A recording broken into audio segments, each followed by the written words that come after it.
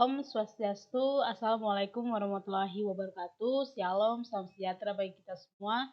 Salam harmoni. Nah, hari ini kita akan membahas mengenai soal-soal kimia. Namun sebelum itu, izinkan saya memperkenalkan diri. Nama saya yaitu Natalia Boduluban Raja dengan NIM 2113031015. Adapun topik pembahasan mengenai soal-soal kimia yang akan kita bahas hari ini, yaitu yang pertama ada hukum dasar kimia, yang kedua ada stoikiometri, yang ketiga ada rumus empiris dan rumus molekul, yang keempat ada ikatan kimia, yang kelima yaitu ikatan hidrogen, dan yang terakhir adalah larutan elektrolit dan non-elektrolit. Langsung saja ke soal yang pertama. Pembakaran sempurna gas amonia memerlukan gas oksigen dengan persamaan reaksi. NH3 dalam fase gas tambah O2 dalam fase gas menjadi NO2 dalam fase gas, H2O dalam fase gas. Dengan menganggap bahwa kadar oksigen di udara 20%, tentukan volume udara yang diperlukan untuk membakar 4 liter gas amonia. Nah, berdasarkan soal tersebut, adik-adik disuruh untuk menentukan volume udara yang diperlukan untuk membakar 4 liter gas amonia. Nah, sebelum kita menghitung volume udara yang akan diperlukan untuk membakar 4 liter gas amonia, adik-adik harus tahu bagaimana menyetarakan reaksi dari persamaan reaksi ini. Nah, ini merupakan penyetaraan reaksi, yaitu 4NH3 dalam fase gas ditambah 7O2 dalam fase gas menjadi 4NO2 dalam fase gas tambah 6H2O dalam fase gas. Nah, berdasarkan reaksi tersebut, menurut hukum Gay-Lussac itu adalah perbandingan volume, di mana perbandingan volume itu sama dengan perbandingan koefisien. Maka, untuk mencari volume gas oksigen yang diperoleh melalui perbandingan koefisien dengan gas amonia dapat dihitung sebagai berikut. Volume O2 sama dengan, kita lihat koefisien dari oksigen yaitu 7. 7 dibagi 4NH3 dikali 4 sama dengan 7 liter. Volume O2 sama dengan 20%. Dikatakan pada soal dengan menganggap bahwa kadar oksigen di udara yaitu 20%. Sehingga volume oksigen itu 20% dikali volume udara. 7 liter sama dengan 20% dikali volume udara. Volume udara yaitu 7 dibagi 0,2, hasilnya adalah 35 liter. Nah, berdasarkan perhitungan tersebut, dapat kita simpulkan bahwa volume udara yang diperlukan untuk membakar 4 liter gas amonia itu sebesar 35 liter. Soal yang kedua, serbuk besi sejumlah 28 gram dengan AR56 direaksikan dengan 20 gram belerang dengan AR32 sesuai dengan persamaan Fe tambah S sama dengan FeS. Zat yang tersisa setelah reaksi adalah, nah, pada soal adik-adik itu diminta untuk mencari atau menghitung zat yang tersisa setelah reaksi. Nah, sebelum kita mencari zat tersisa, di mana kita harus mencari mol Fe dan mol S. Adapun mol Fe dengan rumus M dibagi AR, di mana dikatakan bahwa masanya yaitu 28 gram. 28 gram dibagi AR yaitu 56 gram per mol. Hasilnya adalah 0,5 mol. Lalu ada mol S yaitu dengan rumus seperti yang tadi yaitu M dibagi AR atau massa dibagi AR. Nah, massa dari S tersebut adalah 20 gram, di mana S ini merupakan belerang. 20 dibagi AR dari belerang yaitu 32 gram per mol. Hasilnya adalah 0,625 mol. Nah, setelah itu kita mencari MBS-nya, di mana mula-mula bereaksi dan sisa. Ini merupakan reaksi yang terjadi. Nah, mula-mula dikatakan Fe-nya itu 0,5 sehingga dan S-nya adalah 0,625. B-nya juga 0,5, di sini juga 0,5 sehingga hasilnya 0,5 mol. Nah, yang sisa yaitu di sini habis, di sini sisa 0,125 mol dan di sini tetap 0,5 mol. Sehingga massa S yang tersisa itu adalah mol S sisa dikali ARS. Nah, mol sisa tadi, mol S sisa itu adalah sebesar 0,125 mol dikali AR dari S yaitu 32. Hasilnya adalah 0,125 dikali 32. Selanjutnya soal yang ketiga, tentukan rumus empiris senyawa yang mengandung A 26,53% K, 35,37% Cr, dan sisanya oksigen. Lalu yang B ada 29,11% Na, 40,51% S, dan sisanya oksigen. Dengan Ar, K sama dengan 39, Cr sama dengan 52, O sama dengan 16, Na sama dengan 23, dan S adalah 32. Nah, pada soal A, kita disuruh menentukan perbandingan jumlah zat dengan satuan mol.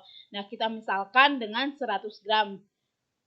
Artinya, persen-persen ini kita misalkan itu dengan gram.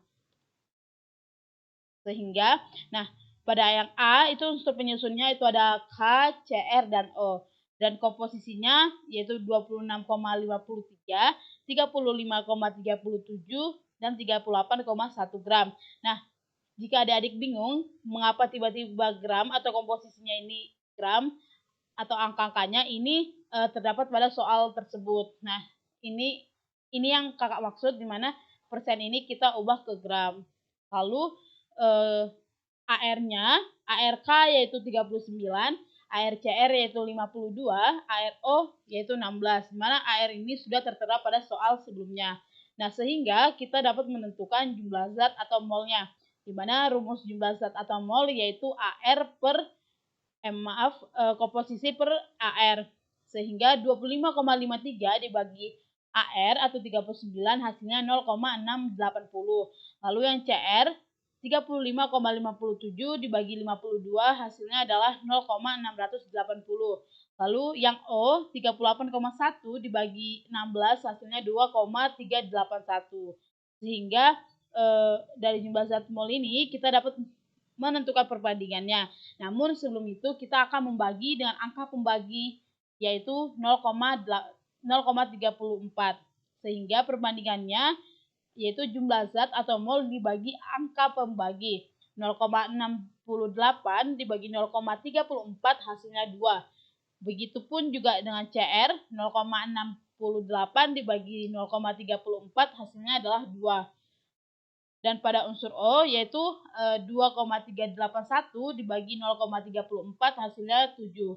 Nah, setelah kita menentukan atau setelah kita mendapatkan perbandingannya, maka kita dapat menentukan rumus empiris senyawa tersebut, yaitu K2CR2O7. Lalu yang B, di mana kita diminta untuk menentukan rumus empiris senyawa yang mengandung 29,11% Na, 40,51% S, dan sisanya oksigen. Nah, adapun unsur penyusunnya yaitu ada Na, S, dan O dengan komposisi 29,11, 40,51, dan 30,38. Adapun AR-nya di mana ARNA yaitu 23, ARS ada 32, ARO yaitu 16, di mana AR tersebut sudah tertera pada soal sebelumnya. Nah, sehingga kita dapat menghitung jumlah zat atau molnya, di mana rumus dari mol yaitu komposisi dibagi AR, sehingga 29,11 dibagi 23 hasilnya 1,266. Lalu 40,51 dibagi 32 hasilnya adalah 1,266. Dan 30,38 dibagi 16 hasilnya 1,899. Lalu ada angka pembagi, di mana pada angka pembagi kita gunakan 0,623. Maka kita dapat menghitung perbandingannya atau menentukan perbandingan dengan rumus jumlah zat atau mol dibagi angka pembagi. 1,266 dibagi 6,23 hasilnya adalah 2. 1,266 dibagi 6,23 hasilnya adalah 2. Dan pada pembagi O 1,899 dibagi 6,23 hasilnya 3. Sehingga rumus empiris senyawa tersebut adalah Na2 S2O3.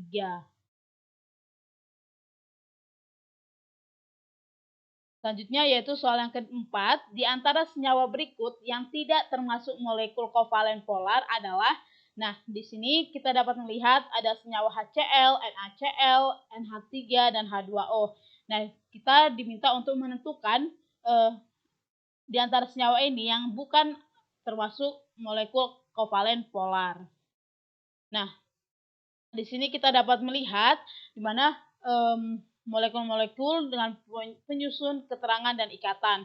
Di mana pada molekul HCl itu merupakan penyusun dari gas dengan keterangan dua atom tidak sejenis atau polar, dan ini merupakan ikatan kovalen polar. Lalu pada molekul NaCl itu dengan penyusunnya itu adalah logam dengan gas. Nah, ini berarti menandakan bahwa ini merupakan ikatan ion. Lalu pada NH3 itu penyusunnya adalah gas dengan gas dengan PeI yaitu 3N yang merupakan golongan 5A dan pasangan elektron bebasnya sebesar 2 atau 5 - 3 sama dengan 2 yang merupakan NH3 ini adalah ikatan kovalen polar. Begitupun juga dengan yang H2O di mana penyusun dari H2O yaitu gas dengan PeI-nya yaitu 2O dan golongan 6A dengan pasangan elektrobebasnya adalah 4 atau 6 - 2 sama dengan 4 yang merupakan ikatan kovalen polar. Nah, berdasarkan hal tersebut kita dapat menentukan bahwa yang bukan termasuk ikatan kovalen polar yaitu adalah NaCl karena NaCl itu merupakan ikatan ion. Selanjutnya, tentukan senyawa yang manakah di bawah ini yang molekul-molekulnya yang dapat membentuk ikatan hidrogen. Tentukan senyawa manakah di bawah ini yang molekul-molekulnya dapat membentuk ikatan hidrogen. Nah, di sini terdapat 5 senyawa, di mana kita diminta untuk menentukan molekul-molekul tersebut yang membentuk ikatan hidrogen. Nah, sebelum itu, adik-adik harus tahu bahwa ikatan hidrogen hanya dapat terbentuk di antara atom elektronegatif N, O, atau F yang memiliki pasangan elektron bebas dan atom H yang berikatan dengan atom elektron negatif N, O, atau F. Nah, senyawa yang molekul-molekulnya dapat berikatan dengan hidrogen harus memiliki atom N, O, atau F yang berikatan langsung dengan H dengan ikatan N ikatan tunggal H, O ikatan tunggal H, atau F ikatan tunggal H. Nah, yang pertama yaitu CHCl3, di mana pada CHCl3 ini tidak dapat atau membentuk ikatan hidrogen karena tidak memiliki atom N, O, ataupun F. Artinya CHCl3 ini tidak termasuk ikatan hidrogen. Lalu yang kedua, CH3O2 itu merupakan ikatan hidrogen karena sebagaimana terdapat atom O dan atom H yang saling berikatan, artinya terdapat ikatan O ikatan tunggal H. Lalu ada yang ketiga CH3F, ini merupakan sama seperti dengan CHCl3 itu tidak dapat membentuk ikatan hidrogen karena hanya terdapat atom F yang berikatan langsung dengan atom C atau ikatan CF bukan ikatan F ikatan tunggal H. Lalu yang keempat ada CH3NH2. Ini merupakan ikatan hidrogen karena terdapat atom N dan atom H yang saling berikatan atau ikatan N dengan H. Lalu CH3OCH3 ini tidak dapat karena hanya terdapat atom O yang berikatan langsung dengan atom C, yaitu ikatan CO bukan ikatan OH. Nah, jadi di sini kita dapat melihat bahwa yang kedua dan yang keempat ini merupakan ikatan hidrogen, di mana pada yang kedua atau CH3OH itu terdapat atom O dan H yang saling berikatan atau ikatan O dengan H. Sedangkan pada yang keempat itu terdapat atom N dan H atau adanya ikatan N dengan H. Selanjutnya soal yang keenam atau soal yang terakhir, di mana suatu elektrolit lemah atau NH4OH 0,1 M mengalami ionisasi sebagian dengan derajat ionisasi 4%. Maka berapakah NH4OH yang terionisasi? Nah, di sini adik-adik diminta untuk menghitung NH4OH yang terionisasi, di mana pada soal tersebut terdapat suatu elektrolit lemah atau NH4OH dengan konsentrasinya 0,1 m. Dia mengalami ionisasi sebagian dengan derajat ionisasinya 4%. Nah, diketahui A sama dengan mol zat yang terionisasi dibagi mol zat yang terlarut. Artinya ini merupakan rumus untuk mencari jumlah dari NH4OH yang terionisasi.